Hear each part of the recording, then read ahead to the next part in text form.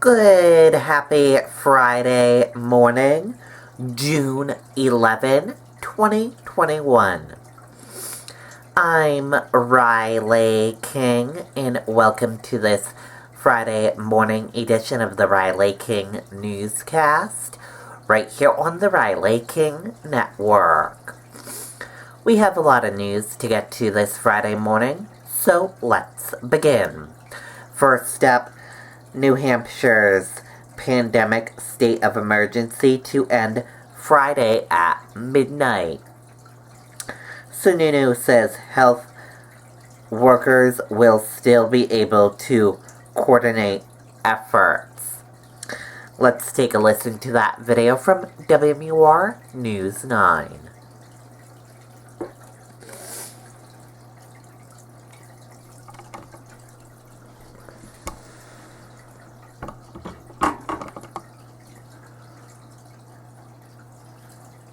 When it's time to invest in a new roof, be smart and look at more factors than just the final price. Not all roofs are the same, and not all roofers are the same. Ask the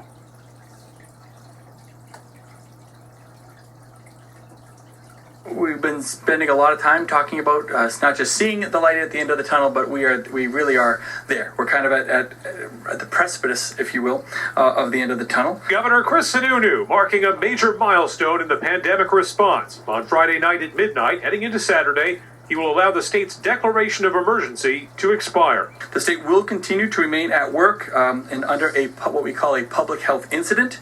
We have been for quite some time, and that will stay in effect. Previously, the governor said due to technicalities in state law, the state of emergency might need to continue for months in order to underpin legal aspects of the pandemic response. We have guidance on the ARP money, so we're waiting to see what kind of guidance came out of the federal government, and we feel very confident there that we understand maybe not all the final rules, but enough of the rules that we're not going to be limited in how we can spend FEMA dollars or something like that. The governor also announced today he will be ending his weekly televised briefings next Thursday, and he got emotional when asked to respond to critics who say he's profited politically from being on TV almost every week. I sincerely mean it. I hope no governor ever has to go through this. I really mean that. And it was really hard for a year. I got all emotional. There were a lot of sacrifices made. The team did an incredible job. And for anyone insinuating that we somehow use this for a political advantage, shame on them. Shame on them. The governor says while the weekly briefings will come to an end, he does anticipate holding future briefings on a periodic basis in order to keep the public up to date on the latest developments in the coronavirus response. Reporting live in Concord, Adam Sexton, WMUR News. Okay, and there you go on that video and that report.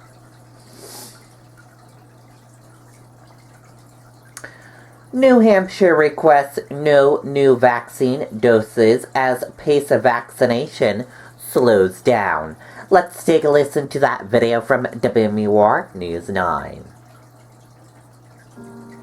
As we ease back into life with friends and family, Mahendra is here to help on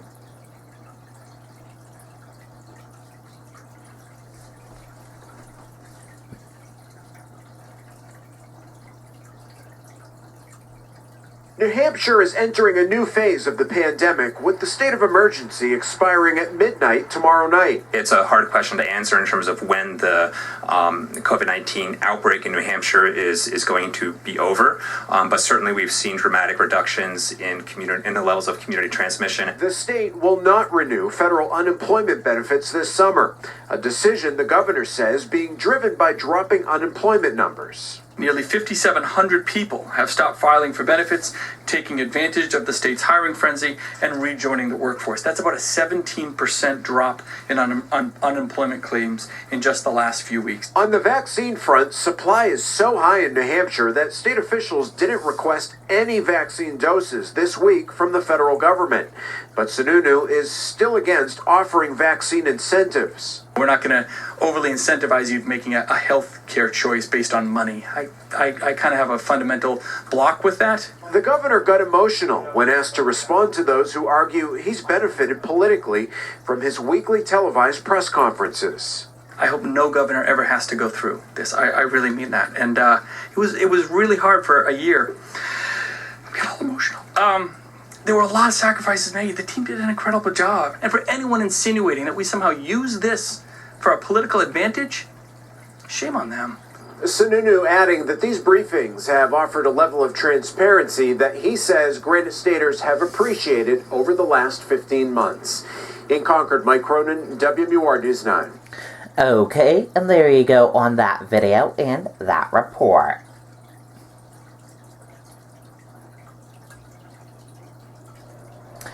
Three more Granite Staters die of COVID-19. Let's take a listen to that video from WMUR News 9. Their reviews? Our reviews. I'm so happy. Find out what we're all about at adamvroofing.com. Great, good afternoon. Again, just another brief numbers update for today. We are announcing 51 new people diagnosed with COVID-19. In the last week, we have averaged approximately 50 new infections per day, and currently there are 345 people with active COVID-19 infection throughout the state. Our test positivity rate continues to slowly decline, and over the last week, we've averaged about 1.6% of all antigen and PCR tests combined that are positive for COVID-19. Hospitalizations, there are 31 people currently hospitalized statewide with COVID-19, and then unfortunately 3 new people to announce that have died from COVID-19 in the state, one of whom is associated with the long-term care facility, but overall the number of deaths from COVID-19 continues to be down, and over the last week we've averaged less than one new COVID-19 related death per day in the last week that we've had to announce. So community transmission statewide continues to decrease. A majority of our counties throughout the state are either now in a minimal or a low or a moderate level of community transmission. But you know, we continue to strongly recommend and encourage people to be vaccinated. Vaccination will continue to help us control spread of the COVID-19 virus and will help prevent further increases or future surges in infection. So it remains critically important for everybody who's eligible to take advantage of one of the COVID-19 vaccines that is out there. With that, I will hand things over to Dr. Daly for a vaccine update. Thank you.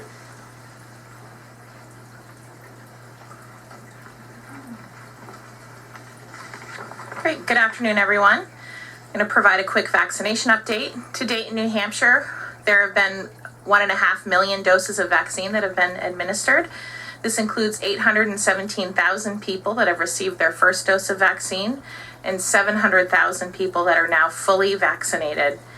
We continue to have access to around 50,000 doses of vaccine each week between what comes into the state and what comes in through the federal programs. And at this point, our supply is exceeding the demand, and there's plenty of vaccine available.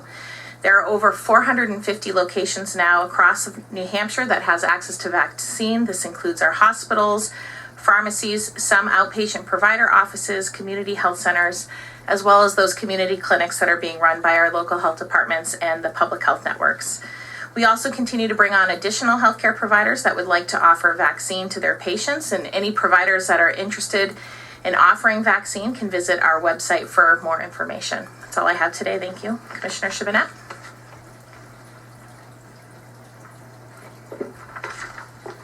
Good afternoon. There is no new outbreaks to announce today in long-term care. We are not closing any outbreaks today, although we do anticipate closing Sullivan County. We are just waiting on their last round of test results. In our homebound program, we've vaccinated 4,879 people in their homes, and we have just about 100 people in the queue to get their first shot through the end of June. That's all I have. Thank you. Okay, and there you go on that video and that report.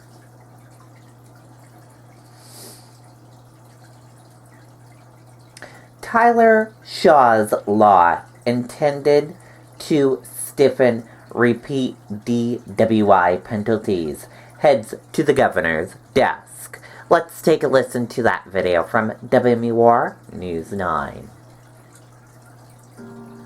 As we ease back into life with friends and family, Mahindra is here to help on the good days.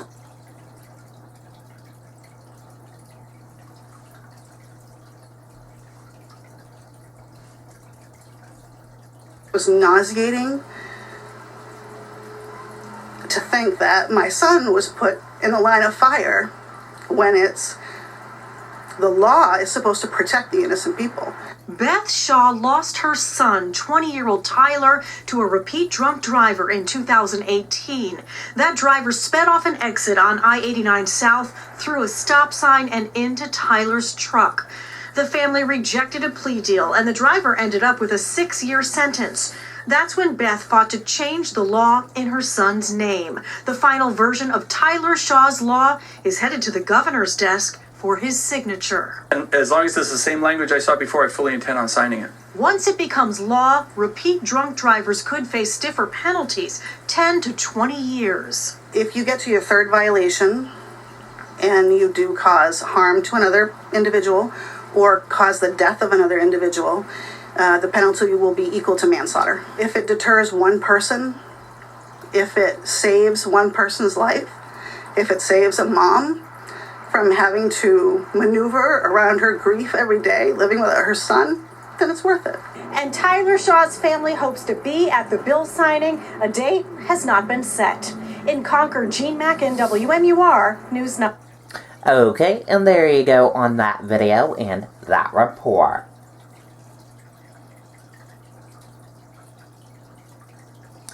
Motorcycle Week organizers prepare for return of crowds and vendors. Let's take a listen to that video from WMUR News 9. As we ease back into life with friends and family, Mahindra is here to help on the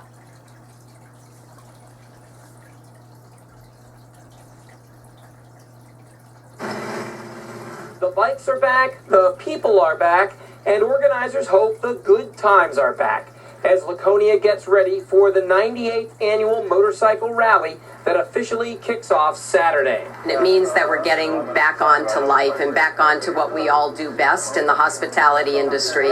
So we were grateful to have it last year, but this year is especially important. There was a rally last year, but it was a completely different event. It was held in August instead of June, crowds were down, and the normal carnival atmosphere suffered. This is something that will be different at this year's rally: vendor tents. Last year, only 4 nonprofits were allowed to set up shop in Laconia. This year, there will be more than 200, selling everything from t-shirts to leather goods. Local officials know this alone will be a big draw for the event, something the local businesses need. It's huge this year, especially after all that our businesses have gone through in the last 12 or 15 months. And this really kicks off a summer season. It gives it a jump start because schools aren't quite out yet and it's not really family vacation time. And officials say safety measures will be in the form of awareness, hoping visitors are mindful of where the state and the country are at, given how far we've come. We are encouraging everyone to still remain socially distant when possible. We're going to have hand washing stations and sanitizer stations available. And officials say the best way to be socially distant is to get on your bike and ride. In Laconia, Andy Hirschberger, WMUR News 9. Okay, and there you go on that video and that report.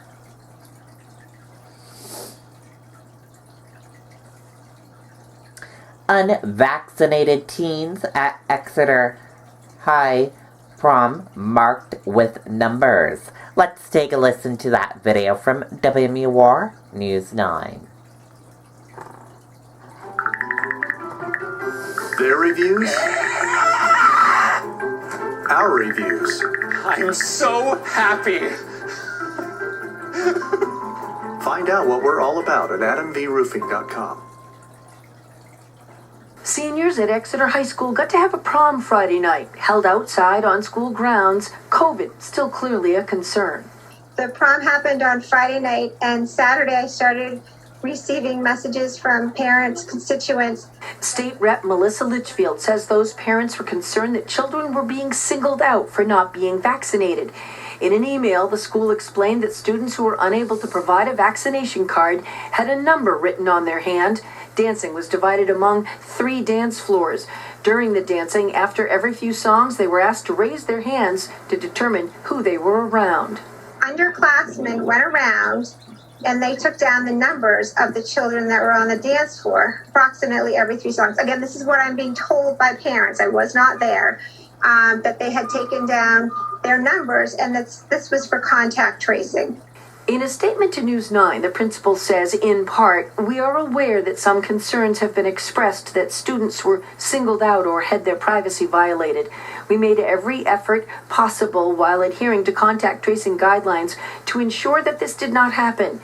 We hope the community will understand that while no model is perfect, this model let the students enjoy a close to normal and highly desired experience to cap off their senior year. That's the memory we want to leave them with.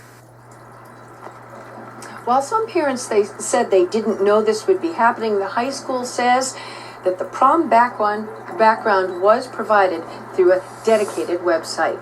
In Portsmouth, Jennifer Crompton, WMUR News. Okay, and there you go on that video and that report.